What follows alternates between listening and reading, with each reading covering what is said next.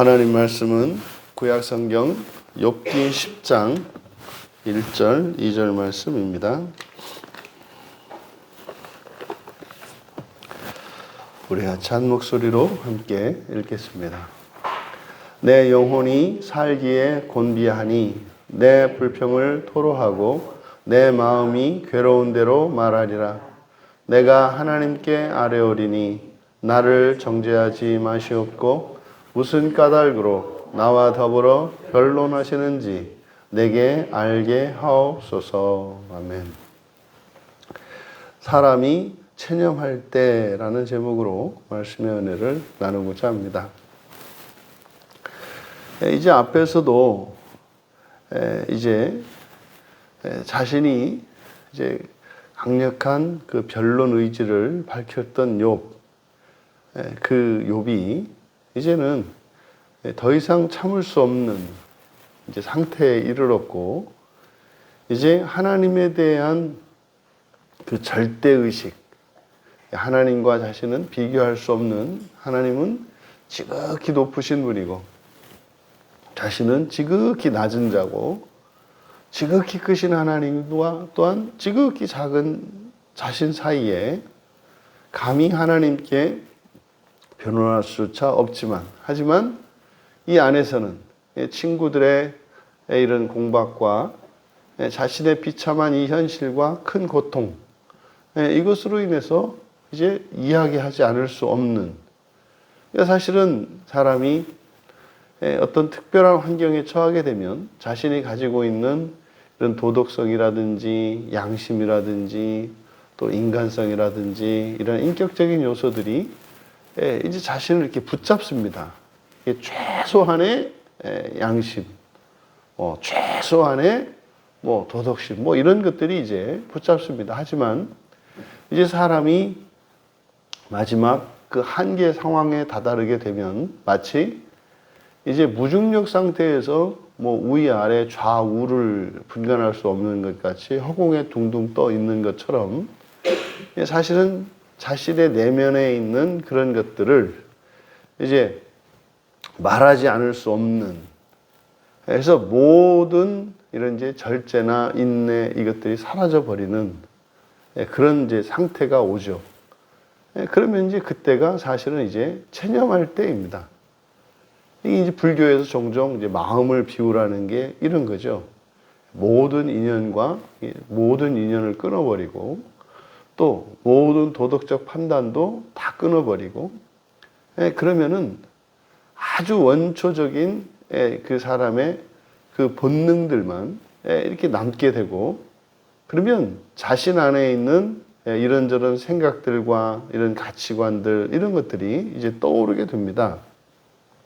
지금 욥이 이제 그런 상태가 되었는데 1절에 내 영혼이 살기에 곤비하다 이렇게 되어 있습니다. 그래서 여기서 영혼으로 번역된 것이 네페시이고, 그리고 곤비하다라고 번역한 게 이제 성경에 여기 한 번만 사용되는 단어인데, 이게 나카트라는 말인데 이거는 몹시 싫어한다라는 뜻입니다. 몹시 싫어한다. 그러니까 여기서 곤비하다 이런 것이 이제 누군가와 어떤 관계 속에서 이제 아주 이렇게 말도 섞기 싫을 때, 아우 짜증나니까 아우 됐어 이거를 지금 여기서는 곤비하다, 이제 관계에 있어서 이렇게 곤비하다 이렇게 이제 번역을 한 거거든요. 그러니까 이제 문자적인 의미로는 이것이 몹시 싫어한다라는 뜻이라고 해요. 그러니까 내 목숨이 이제 영혼으로 번역한 이 네페시를 목숨으로 번역을 하면 내 목숨이 사는 것을 몹시 싫어하게 되었다. 이렇게 되는 겁니다. 그러니까 이제 살아가는 이 소망이 완전히 사라진 상태로서 죽는 것만 못하게 느낄 때 이런 생각이 있죠. 이제 이제는 사는 것도 귀찮고, 이제 살아갈 소망도 없고 재미도 없고 아무런 의미도 없는 거예요. 이것이 지금 욥은 이제 고난과 고통으로 인해서 왔는데, 사실은 욥에게 이런 결장터를 입힌 것이 그 친구들이었죠. 실제로 그가 겪었던 이런 고난 속에서는 그래도 자신이 인내하고 버틸 수가 있었는데, 친구들이 와서 이제 그를 정죄했을 때 거기에서 이제 무너져 버린 겁니다. 그게 사실은 뭡니까? 자기의 어떤 존재감이겠고, 자기가 지금껏 인내하고 참고 자기 한계 이상으로 힘내면서 살아왔던 그 인생이 부인당하니까, 이제 자기의 인생의 의미가 완전히 사라져 버린 거죠. 그러면요, 그 어느 것도 누군가로부터도 이렇게 인정받지 못하고 존중받지 못할 때, 그러면 이제 내가 뭘 하고 살아왔는지, 그동안 내가 애쓰고 참고 그 힘들여서 살아왔던 이 모든 것들이 하루아침 사이에 그냥 펑 하고 사라져 버리는 거거든요. 그러면 사는 게 아니죠. 이게 이제 종종 뭐 이제 현대 이 산업사회를 살아가는 사람들 중에 이제 뭐 우울증이다 뭐 해서 이런 것들이 이제 찾아오게 되면 이제 그런 상태가 옵니다. 무중력 상태와 같은. 그러니까 내가 모든 관계들로부터 차단이 되고 철저하게 혼자인데 또 혼자이면서 그 극도의 그 외로움과 고독감. 근데 자신이 숨은 쉬고 있고 자기 몸 안에 이런 생명은 남아 있는데 그것이 아무 쓸데도 없는 뭐 이런 상태인 거죠. 지금 욥에게도 이런 친구들로부터 버림받고 자신의 모든 인생이 부인당하는 것 같았을 때 지금 욥이 지금 완전히 체념한 상태가 되는 겁니다. 그러면 이렇게 되면 그렇게 하나님을 공포스러운 대상으로 생각했지 않습니까? 근데 그 안에서는 이게 정말 이 억울한 자기의 솔직한 심정을 토로하고 싶었지 않습니까? 근데 이게 눌렀단 말이죠. 하나님에 대한 잘못된 신인식이 그로 하여금 그가 극도의 억압 상태에 있었단 말이에요. 그런데 이제 체념하니까 어떻게 돼요? 뭐 하나님이고 뭐가 없는 거예요. 그러니까 이제 욥이 이제 내가 내 불평을 토로할 것이다. 이제 없다 이거예요. 여기서 불평이라고 번역되어 있는데 불평이라기보다는 생각이죠, 생각. 그래서 이 사흐라는 말이 명상, 묵상, 시야흐네요. 시야흐 하면 이게 명상, 묵상이니까 자기 마음속에 있는 깊은 생각들이에요. 이러한 나는 내 묵상을 그리고 토로할 것이다. 이제 토한다, 이제 말한다는 거죠. 여기에 사용된 말은 아자부입니다. 아자부는 원래 떠나다, 남겨놓다라는 의미를 가지고 있는 단어인데, 그러니까 나는 내 묵상을 떠날 것이다. 뭡니까? 붙잡아 두고 있었던 그 생각, 무엇인가 말하고 싶었지만, 억울하고 답답한 자기의 심정을 말하고 싶었지만, 하나님에 대한, 신에 대한 그 두려움 때문에 발설하지 못하고 참고 살았던 이런 거죠. 그러니까 우리도 인간관계 속에서 최소한의 자신의 어떤 이미지랄지, 자신에 대한 어떤 선입견들, 또 자기가 만들어 놓은 어떤 이런 뭐 인격이라든지 이런 것들을 최소한 지키기 위해서 우리가 품위를 유지하려고 하는 게 있잖아요. 근데 지금 이제 체념을 하고 나니까 이제는 뭐 그도저도 없는 거죠. 그러니까 그동안 참았던 거. 그러니까 이건 사실 우리가 종종 극도의 흥분 상태에 이르렀을 때, 누군가와 다투거나 논쟁을 할 때 하다 이게 안 돼. 말이 안 통해. 그리고 내가 인정을 못 받아. 그랬을 때 이제 마지막에 그럼 뭐 이제 없는 거죠. 있는 말, 않는 말. 그러니까 이것과 지금 현재의 상황과 상관도 없는 뭐 과거의 기억 속에 있었던 이런 말들이 이제 막 쏟아져 나오죠. 상관도 없는 막 갖다 붙이고 한다는 게 이런 거죠. 그러니까 누구와 이렇게 심하게 다투거나 의견에 대립이 있어가지고 이렇게 할 때 자신이 전혀 이렇게 표현이 안 되고 이럴 때 이제 막 나와버리죠. 그러니까 욥이 지금 말하는 게 그거죠. 이제는 나는 내 묵상을 떠날 것이다. 그러니까 이제는 친구들의 이러한 말들, 또 하나님이 자신에게 행하신 것이라고 생각하는 이런 일들에 대한 욥이 가지고 있었던 이런 도덕적 판단들, 생각들, 이것을 이제 더 이상은 참지 않겠다. 더 이상은 붙들지 않고 여기서 떠나겠다라고 하는 것은 뭐예요? 이제는 분리시키는 거니까 생각을 내보냈다. 그래서 여기서 토로한다. 이렇게 번역을 한 거죠. 또 두 번째로는 내 마음이 괴로운 대로 말하리라. 여기서 이제 여기 또 마음이라고 번역된 것이 앞에서 영혼이라고 번역한 네페시 똑같은 단어입니다. 그러니까 목숨이죠. 그러니까 나는 내 목숨의 괴로움을 말할 것이다. 그러니까 이제는 하나님에 대한 공포심보다 이제는 말하고 싶은, 말하지 않을 수 없는 그 충동이 더욱 강해진 거죠. 그래서 그것은 사실 이제는 그동안 욥이 섬겨왔던 하나님에 대한, 이게 이제 신앙, 종교 아니겠습니까? 이게 사람들이 어떤 불행을 만나거나 이렇게 하게 되면 그런 깊은 회의가 오죠.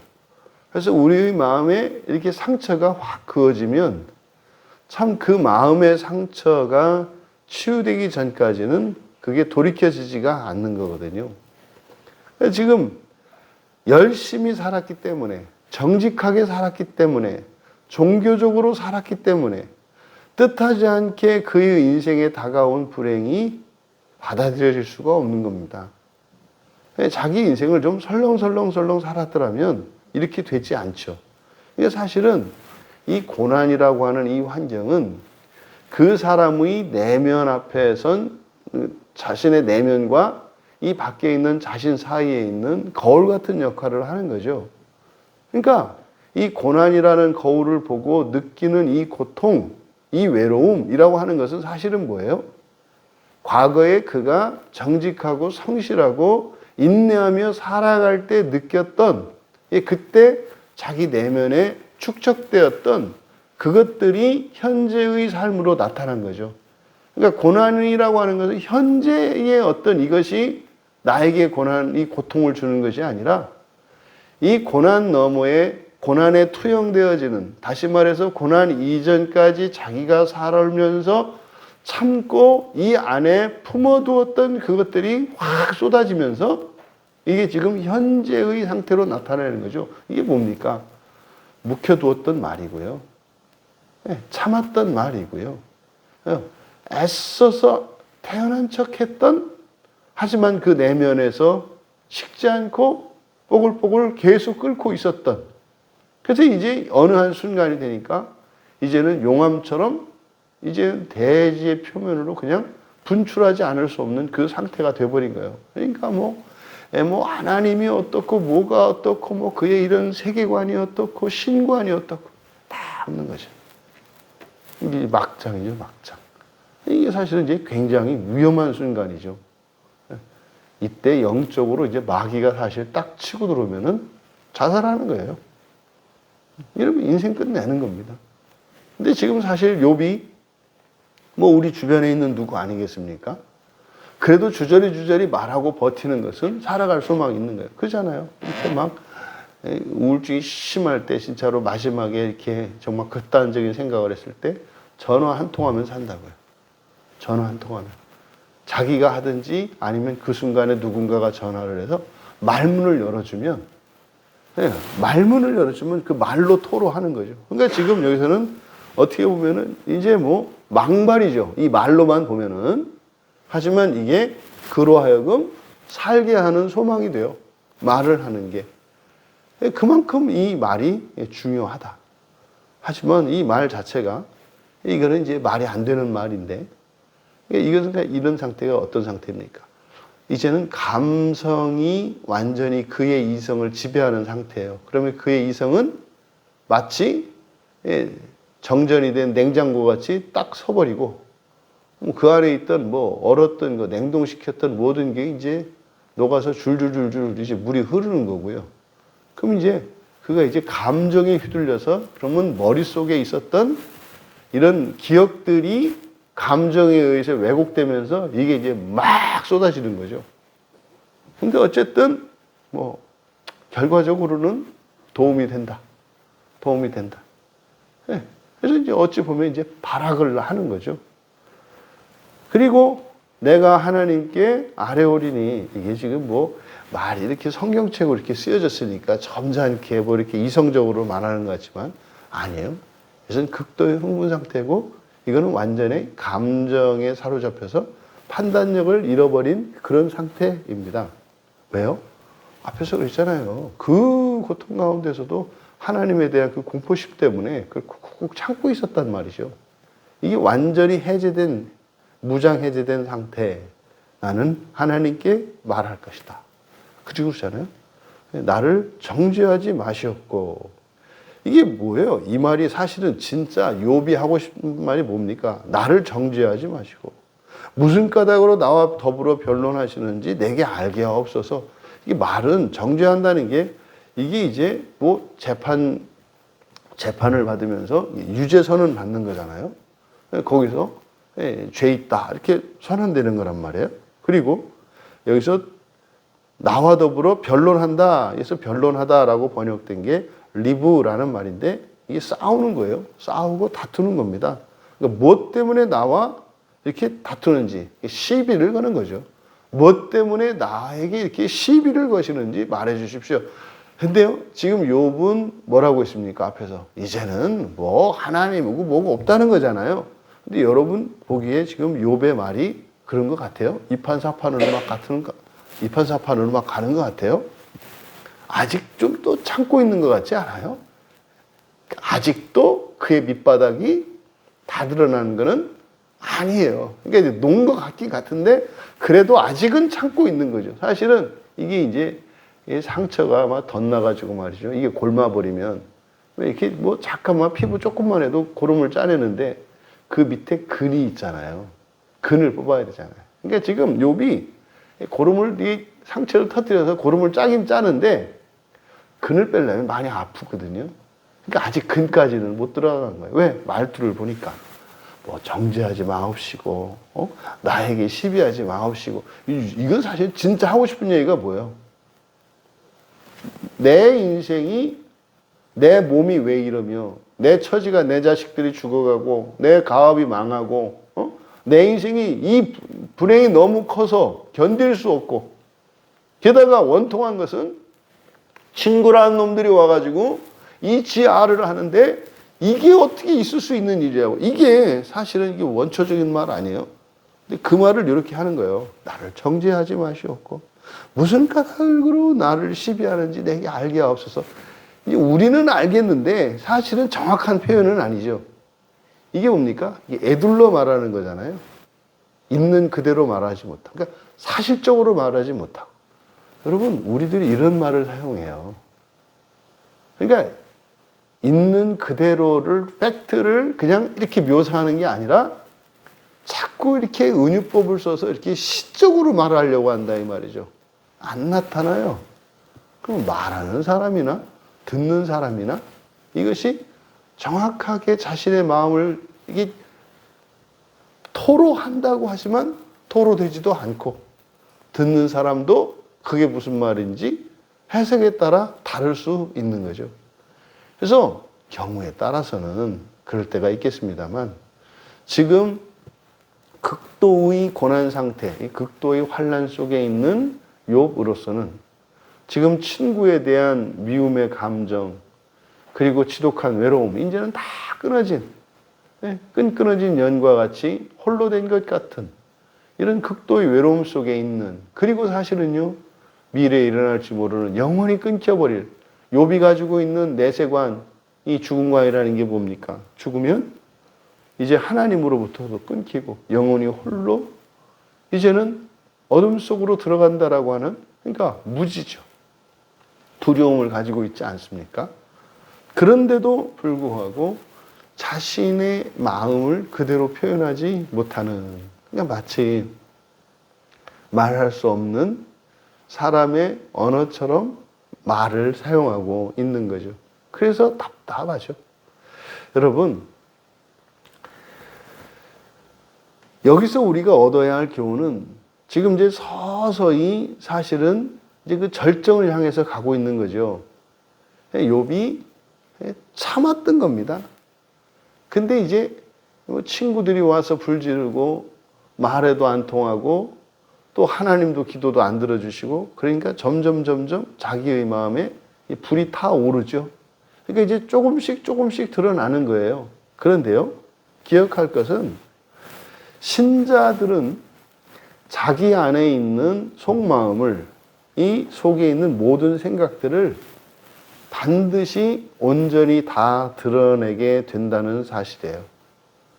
살아서든 죽어서든 반드시 하나님 앞에 다 드러내게 되어 있다. 다 드러내게 되어 있다. 그래서요, 그 마지막이 이제는 절대적인 한계에 부딪히면 이제 절망하고, 그리고 지금 그 절망을 향해서 가는 그 직전의 단계, 욥이 이제 체념한 거죠. 그리고 이런 체념하게 되면, 체념의 상태, 절망의 상태가 되면 모든 것을 드러내게 되어 있다. 근데 우리가 하나님의 심판대 앞에 섰을 때는 이제 모든 상상과 환상들이 다 사라지고 그냥 사실만 남는 거죠. 내가 가지고 있는 모든 기준과 법들, 이것이 낱낱이 드러나게 되어 있습니다. 그러니까 하나님께서 그렇게 드러내게 하실 거거든요. 이것을 기억해야 합니다. 그러면 내 안에 무엇이 있는지는 사실은 관계 속에서 이러한 일들을 맞닥뜨렸을 때 그 일들을 해결하면서 그때 내 안에 움직이잖아요. 이런 지성과 감성이 막 움직이면서 내 안에 도대체 무엇이 들었는지를 알게 한다 이 말이에요. 그래서 사실은 우리가 살아가는 거죠. 그래서 사람을 만나고, 그래서 일을 하는 거죠. 그래서 일이 뜻대로 안 되기도 하고, 그래서 말도 안 되는 누명을 뒤집어 쓰기도 하고, 뭐 이러는 거죠. 왜요? 내 안에 있는 것들을 끌어내기 위해서 이렇게 이제 흔드는 작업이거든요. 예? 우리의 마음 속에 있는 어떤 것들을 감추려고 하는 일은 참으로 어리석은 일이다. 어리석은 일이다. 이게 감추어지는 게 아니다. 반드시 다 드러나야 한다. 이것을 기억해야 합니다. 또 이렇게 드러났다면, 말로든 행동으로든 그것을 드러냈다면 회개를 늦추지 마라. 고민도 하지 마라. 거기에 대해서 핑계도 대지 마라. 뭐 왜 이랬고 뭐 그럴만해. 의미 없어요. 아무 의미 없어요. 그게 들어있다는 게 사실이죠. 이런 게 있구나. 너 때문에, 뭐 이런 환경 때문에. 아니요. 그게 그런 너는, 그리고 이런 환경은 이걸 드러내기 위한 하나님의 은혜의 도구라니까요. 그게 우리를 우울하게 하고 불행하게 만드는 거예요. 그런데 그게 우리에게 귀한 거라고요. 왜요? 그게 내 영혼의 그릇을 막 흔들어가지고 그 밑바닥에 있는 것들을 끌어올리니까 이게 복된 거라니까요. 왜요? 그것을 가지고 우리가 이 다음에 하나님 앞에서 심판을 받을 거거든요. 그러니까 지금 이렇게 해서 우리 안에 있는 그것이 이렇게 이제 끈이 어떤 잡아매고 있던 사슬이 딱 끊어져서 이게 말로, 행동으로 표출되었을 때 이건 죄죠. 드러난 거잖아요. 그것을 회개를 늦추지 마라. 그래서 마음속에 가려져 있는, 마음속에, 그리고 겉으로 표출되지 않은 죄, 이거를 우리가 허물이라고 한다. 내 안에 있는. 그 허물이 사실은 사람들에게 있어서는 고상한 것이고 인격적인 것으로 우리들에게는 인식되죠. 그러니까 좋은 미덕으로 여겨지는 거란 말이에요. 근데 천하에 미련한 게 그거거든요. 그러니까 사는 동안 사람들이 이렇게 볼 때는 겉모습으로 보고 판단을 하니까 뭐 그냥 속이 들끓어도 웃고, 뭐 억울해 죽겠는데도 뭐 됐다 그러고, 속이 썩어 문드러지는데, 그러면은 이게 사는 동안은 그게 절제가 되고 감추어지겠지만 반드시 나온다. 반드시 나온다.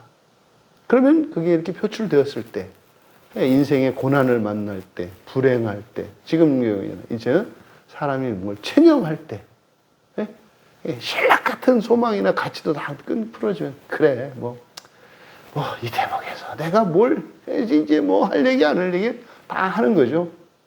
예. 근데 그게 중요하다. 뭐가? 이게 내 안에 있었다는 것을. 그것을 회개를 늦추지 마라. 나중에 가서 하겠다? 아유, 여러분. 내 안에 감춰져 있던 그 허물이 드러나는데도 시간이 걸리고 하나님의 은혜가 필요하잖아요. 그러면 그게 감춰져 있던 죄가 겉으로 드러났어요. 그럼 이제 회개할 수 있게 됐잖아요. 근데 이걸 회개하겠다고 마음 먹는 데까지도 시간이 걸리고, 또 회개하겠다고 결단을 했는데도 그것이 회개되기까지도 시간이 걸리고, 우리가 우리 자신을 설득하기가, 그리고 마음을 바꾸기가 얼마나 힘든지 아시잖아요. 작은 습관 하나를 바꾸는데 우리가 얼마나 공을 들여요. 지금까지 살면서 우리들이 많은 습관들을 가지기도 합니다만 바꾸기도 하고 했잖아요. 그게 얼마나 큰 힘과 노력이 필요하고 지속적으로 달래고, 그냥 7전 8기 하면서 그냥 살자 했다가 또 이제 아니지, 그래도 좀 바꿔야지. 이렇게 해서 사실은 에베레스트 산보다 더 높은 게 현재 우리의 모습 아닙니까? 그러니 이걸 늦춰놨다가 나중에 죽는 순간에, 죽기 직전에 이걸 회개한다는 게 이게 가난기라는 얘기냐 말이죠. 그러니까 깨달아진 죄에 대해서 회개를 늦추고 이렇게 기회가 있는 것처럼 하는 것은 착각 중에 착각이다. 그러니까 그러한 죄들이 발견되었을 때 우리는 그 죄에 대해서 시간을 늦추지 말고 반드시 회개하도록 하나하나 하나님 앞에서 은혜를 구하며 해결하고 정리하면서 가야 한다. 사실상 지금 본문에서 나타난 욥이 한 말들이나 이런 것들은 큰 의미 없죠. 지금 욥에게 있어서 이러한 상황 속에서 나타나는 죄가 뭡니까? 앞에서 지금 이런저런 얘기를 쭉 합니다만 간단하게요. 하나님의 선하심을 믿지 못하는 죄예요. 하나님의 선하심을.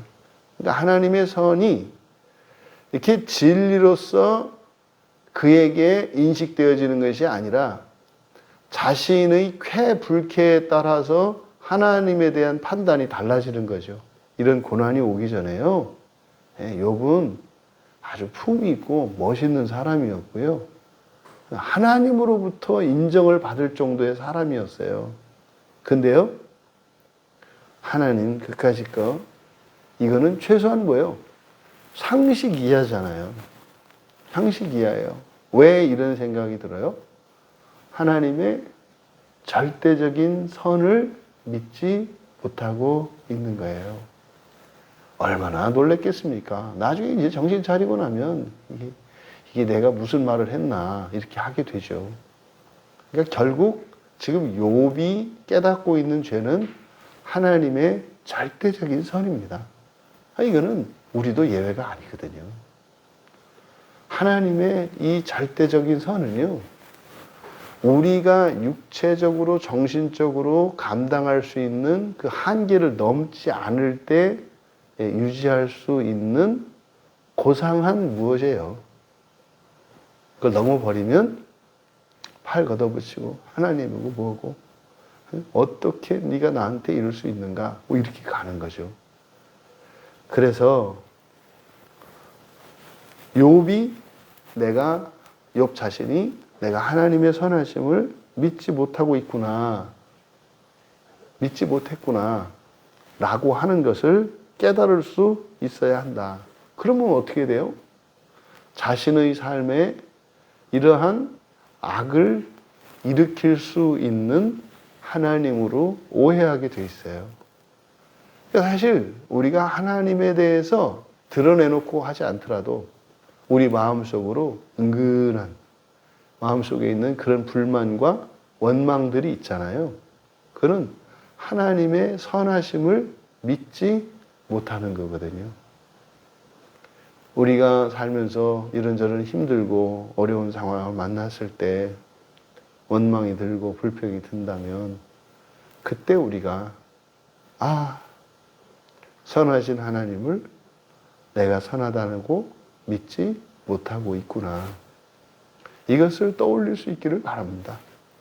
그러면 현재 견딜 수 없고 감당할 수 없는 그 고난의 슬픔보다 선하신 하나님을 믿지 못하는 자신의 죄로 인해서 그 고난의 환경으로 인해서 겪고 있는 고통보다 하나님을 오해했던 그것 때문에 느끼는 슬픔이 거룩한 슬픔이겠죠. 현재의 고통을 이겨낼 수 있게 합니다. 하나님에 대한 오해가 풀리고 하나님의 선하심을 이제 그 선하시다는 그 절대적인 진리를 이제 믿게 되고 믿음이 회복되게 되면 알 수 없는 힘이 우리의 내면에서 솟아오릅니다. 그래서 정말 영원할 것 같은 그 고통의 환경과 어려움을 이길 수 있는 힘이 우리 안에서 생기고, 그래서 하나님의 선하심을 알아갈 때, 또 그 믿음이 커질 때 우리의 환경이 주는 이런 고난과 고통을 이길 수 있는 힘을 공급받음으로써 하나님의 그 선하심이 더 커져가게 되는 거죠. 시편 34편 8절에서 여호와를 경외하는 자들에게, 구약에서 여호와를 경외한다라고 하는 것은 신앙의 본질이잖아요. 하나님과의 그 관계성을 나타내는 거잖아요. 그래서 구약 성경에 경외한다라는 말은 신약 성경에서 믿는다는 말과 다르지 않다. 예수를 믿는다는 것과 다르지 않다. 하나님의 선하심을 믿는 거예요. 도저히 선한 것은 없는 것 같은 환경 속에서 하나님의 선하심을 믿는 거예요. 이게 구약 성경에서 여호와를 경외하는 거예요. 같은 의미입니다. 너희는 여호와의 선하심을 맛보아 알지어다. 그에게 피하는 자는 복이 있도다. 환경이 안 바뀌었는데요. 하나님의 선하심을 믿고 의지할 때 내 안에서 하늘로부터 부어지는 그 은혜로 어떤 힘이 생겨요. 그래서 그 상황을 이겨낼 수 있게 합니다. 이렇게 하면서 우리가 하나님을 닮아가는 거죠. 이런 고난과 고통, 반드시 그 이면에는 하나님의 선하심에 대한 불신과 하나님에 대한 무지로 인한 오해가 반드시 있다는 사실이에요. 우리의 일상에 일어나는 이러한 고난들이 또 이게 쉽게 드러나지도 않지만 이렇게 체념을 할 때 그 틈을 타서 우리 안에 있는 악이 나오게 되는데, 그것을 통해서 하나님에 대한 오해를 바로잡고 하나님의 선하심에 대한 그 크기가 커감으로써 그 지독한 고통 속에서 오히려 정말 환골탈태할 수 있는, 이게 우리가 얘기하는 본성의 변화요, 팔자를 바꾸는 거 아니겠습니까? 그래서 역경과 시련을 두려워하는 것이 아니라 역경과 시련 속에서 우리가 체념할 때 우리 안에서 쏟아져 나오는 그 악으로 인해 하나님을 더욱 알아가며 하나님의 선하심을 맛볼 수 있는 우리 모두 되기를 주님의 이름으로 축원합니다. 존귀하신 하나님, 저희들이 한계에 다다랐을 때 저희들이 붙잡고 있던 그 최후의 양심과 인격성과 이 모든 것을 내려놓고 마침내 풀려난 우리 내면에 있는 악한 생각들이 말로, 행동으로 드러날 때 하나님의 선하심을 믿지 못하고 있는 우리의 실존을 깨닫게 하여 주시고, 그런 고통과 역경 속에서도 하나님의 선하심을 절대적으로 신뢰하며 하나님의 때를 기다릴 수 있는 저희들 되게 하여 주셔서 오히려 저희들이 저지른 범죄로 인하여 더욱 거룩하게 하시는 하나님의 구원의 은혜를 더딥게 하옵소서. 할 수만 있다면 우리의 입으로 범죄하지 않고 우리의 삶으로 범죄하지 않으며 하나님의 말씀으로 죄를 깨닫게 하여 주셔서 하나님께 드리는 감사와 찬양 속에 날마다 날마다 거룩하게 하시는 성령의 은혜를 덧입게 하옵소서. 감사하며 예수님의 이름으로 기도하옵나이다.